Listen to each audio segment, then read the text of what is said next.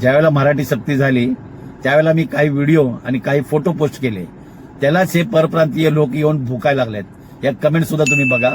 नमस्कार, ड्रायव्हित भावमध्ये आपल्या सर्वांचं स्वागत आहे। विचार करा, हे परप्रांतातून इथे आले, कमवायला आले, रोजगारासाठी आले। इथे फक्त सांगितलं होतं जुजबी मराठी बोलायचं आहे, ते ह्यांना जमलं नाही। 3 महिन्याची मुदत वाढ करून दिली तरी जमलं नाही, तरी हे गिरे तो भी टांग ऊपर। आता तर साहेबांनी मेहरबानी केली, आपल्या मुख्यमंत्री साहेबांनी 1 वर्षाची मुदत वाढ करून दिली, पण हे शिकणार नाही।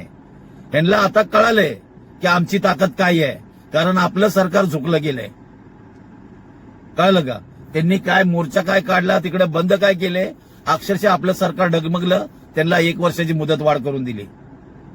आणि माझ्या कमेंटमध्ये येऊन हे लोक भुकतायत, आपली लायकी दाखवतायत। तुम्ही कितीही भुका, पण तुमची लायकी काय आहे?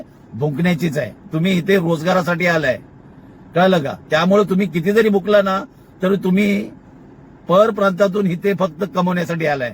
त्यामुळे आम्हाला काही फरक पडत नाही। तुम्ही असेच भुकत राहा, मी असेच व्हिडिओ बनवत राहीन। जितना भोकना है भोको।